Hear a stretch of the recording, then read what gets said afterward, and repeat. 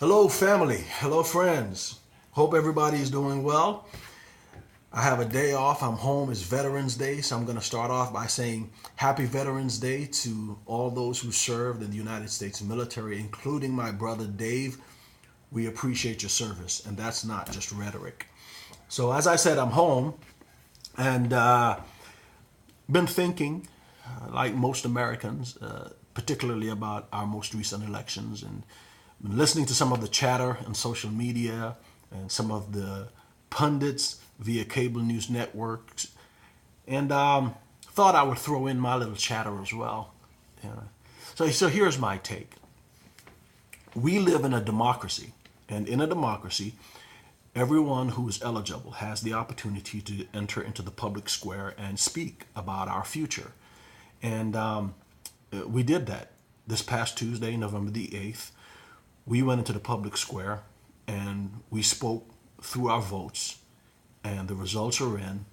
And America has selected Donald Trump as the 45th president of these United States. Two words that I like to throw out as I thought about this. Both begin with a C. The first word is concession. I concede that Mr. Trump has been elected president and will be the 45th president of the United States. I concede that. And I say it in that way because I did not believe that Mr. Trump should be president. And I still believe he's not qualified for this office. But as has been our tradition for over 200 years, we elect someone, and then once the results are in, we accept it and we try to find ways to move on. So I concede that and I accept that. And now it's time to try to find a way to move on. But that brings me to my second word, the word concern. I am very concerned about Mr. Trump's presidency. Just because I'm conceding that I accept the results doesn't mean that I cannot continue to be concerned. I believe that Mr. Trump has given me plenty of reasons to be concerned. And so, with that in mind, what I would like to do, and I'm going to do my best to do this, is to do what his opponent said in her concession speech. She said he deserves an open mind. So I'm going to be willing to offer Mr. Trump and the new administration an open mind, because I do believe that if he is successful, that's good for me and my family, because I am raising a 12-year-old son in this country. So I want him to dissuade my concerns and do well. But I am concerned at the beginning here of the presidency.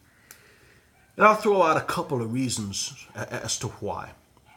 Mr. Trump's most recent rise in political prominence came through the birther movement. And I had a problem with that. It's not that I was offended. I was, but that was a minor thing. The main thing is I believe in facts. I believe in proof. And the birther movement was never any basis in fact. Never was. Really, it was the other way around. There is proof that Barack Obama was born in the United States. But there was a swath of Americans that either believed or wanted to believe in the birther movement, and Mr. Trump gave voice to that thought, that mindset. And that is how his most recent political prominence came to be, through the birther movement. And I think someone that is seeking the presidency should be someone that is interested in facts. And that was somewhat disappointing to me, because the birther movement at its core had to do with delegitimizing the presidency of Barack Obama. That has historical context to me, and I didn't care for it. Something else that created concern for me is the way he began his quest for the nomination for the Republican Party. That initial speech, the way he talked about Mexicans. Again, never any basis in fact that Mexico was sending its worst criminals and rapists here. And to describe people with such stereotypical generalizations, negative stereotypical generalizations like that, feeds into a mindset and a narrative that's out there among some Americans that's unhealthy. And I didn't care for it, particularly because there were never any facts to support that notion or that mindset. And again, someone seeking the presidency should not dibble or dabble into conspiracy theories, but should be someone who seeks truth and who seeks facts. That didn't sit well with me. Then throughout the campaign, Mr. Trump, in ways that I have never seen before at this level, insulted, demeaned, and was condescending to classes and groups of people in ways that I found appalling.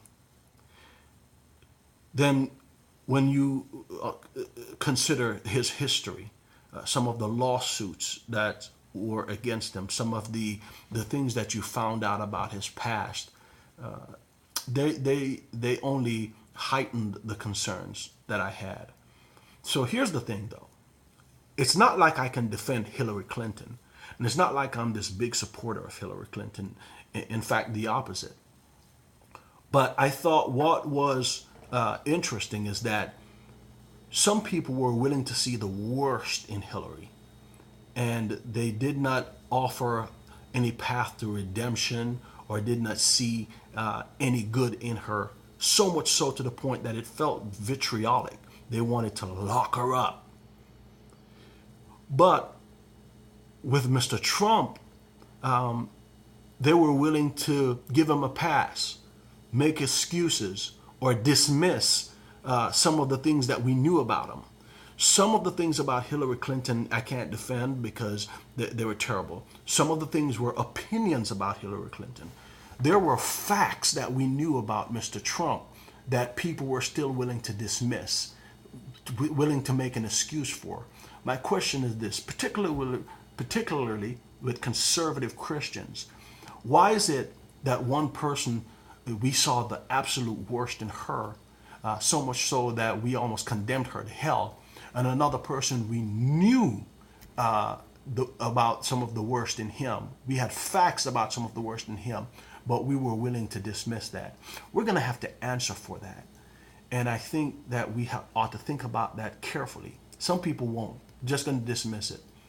But I don't know that I understand why someone ought to be condemned to the depths of hell and someone that's comparative, probably even worse, is given a pass. Some of those things concerned me. But we are here.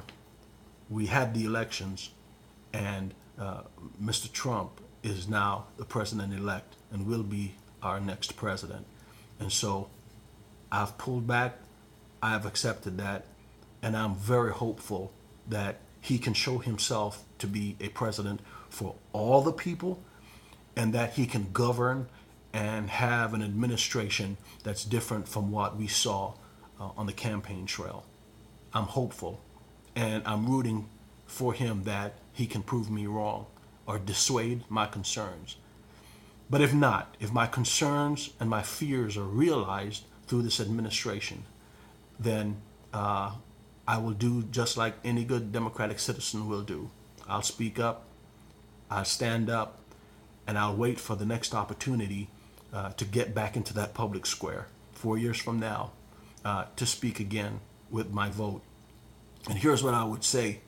If our fears are realized and our concerns become real, and Mr. Trump is not a president for all of the people, then I would say people need to realize that when you stay home, it matters.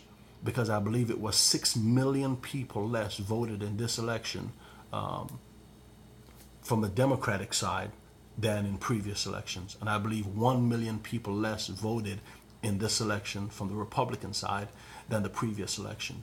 And those numbers can make a difference.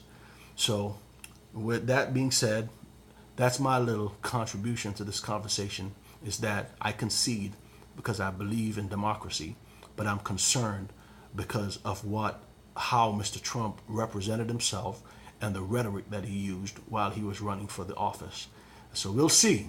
We'll watch and see. We'll think positive, but we'll wait for the opportunity to stand up and speak again in 4 years if Mr. Trump proves himself to be someone that's looking backwards and not forwards. It's my take, man. For those of you who listen to it, thank you for giving me your time. And I love you. I've always believed in love. I hope you love me back.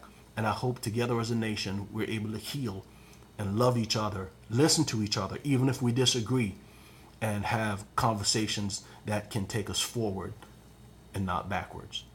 Love y'all. Peace.